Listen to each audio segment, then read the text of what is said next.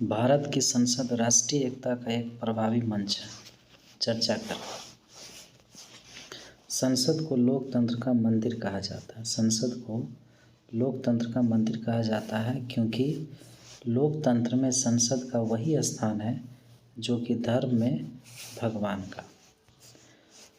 हमारे संविधान निर्माताओं ने कहा था कि लोकतंत्र में प्रत्येक विचार का केंद्र बिंदु संसद ही है। हमारे संविधान निर्माताओं ने कहा था कि लोकतंत्र में प्रत्येक विचार का केंद्र बिंदु संसद ही है। संसद केंद्र सरकार का विधायी अंग है। संसद केंद्र सरकार का विधायी अंग है और भारत का सर्वोच्च विधायी निकाय है। केंद्र सरकार का विधायी अंग है और भारत का सर्वोच्च विधायी निकाय है। यह सरकार के संसदीय स्वरूप को अपनाने के कारण भारतीय लोकतंत्र राजनीति व्यवस्थाओं में प्रमुख और केंद्रीय स्थान रखता है। यह सरकार के संसदीय स्वरूप को अपनाने के लिए भारतीय लोकतंत्र राजनीतिक व्यवस्था में प्रमुख और केंद्रीय स्थान रखता है। संविधान के भाग 5 में अनुच्छेद 79 से 122 तक संसद के संगठन, संरचना, अवधि, अधिकार, प्रक्रिया, विशेषाधिकार और शक्तियों से संबंधित प्रावधान है।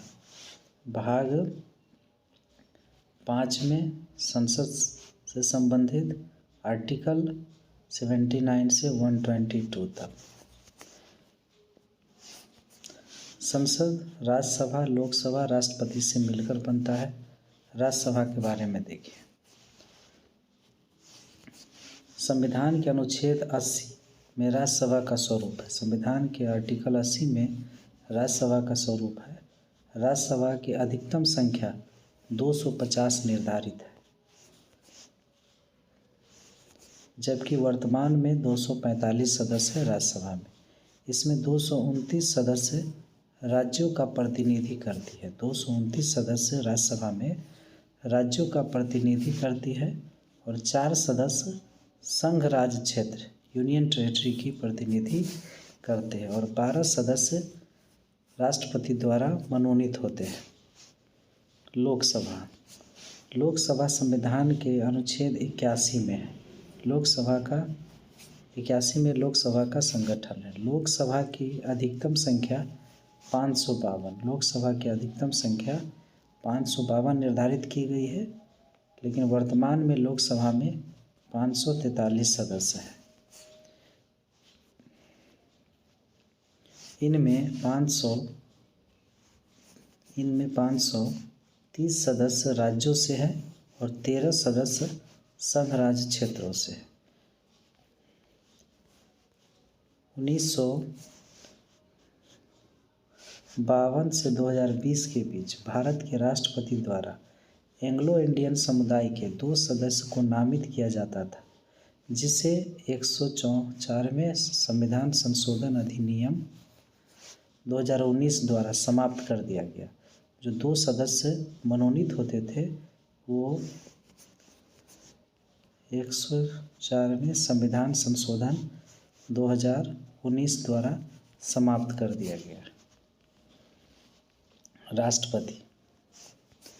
राष्ट्रपति भारत का राष्ट्रपति किसी भी सदन का सदस्य नहीं होता है। भारत का राष्ट्रपति किसी भी सदन, लोकसभा और राज्यसभा, किसी भी सदन का सदस्य नहीं होता है। संसद में बैठकों में भाग नहीं लेते, लेकिन संसद का अभिन्न अंग है। राष्ट्रपति संसद का अभिन्न अंग है। संसद के निर्वाचित सदस्य तथा विधानसभा के निर्वाचित सदस्य राष्ट्रपति के चुनाव में भाग लेते हैं। राष्ट्रपति के चुनाव में संसद के निर्वाचित सदस्य, लोकसभा या राज्यसभा, और तथा विधानसभा के निर्वाचित सदस्य राष्ट्रपति के चुनाव में भाग लेते हैं। भारतीय लोकतंत्र में हमारी संसद 28 राज्य, 8 केंद्र शासित प्रदेशों के लगभग 130 करोड़ जनता का सर्वोच्च प्रतिनिधि संस्था है। भारतीय लोकतंत्र में हमारी संसद 28 राज्य, 8 केंद्र शासित प्रदेशों के लगभग 130 करोड़ जनता का सर्वोच्च प्रतिनिधि संस्था है, जहाँ विभिन्न भाषाओं और प्रांतों के अलग अलग धर्म एवं संस्कृति के करीब 800 प्रतिनिधि इस संसदीय मंच पर सम्मिलित होते हैं तो राष्ट्रीय एकता और अखंडता के सूत्र में बंध जाते हैं।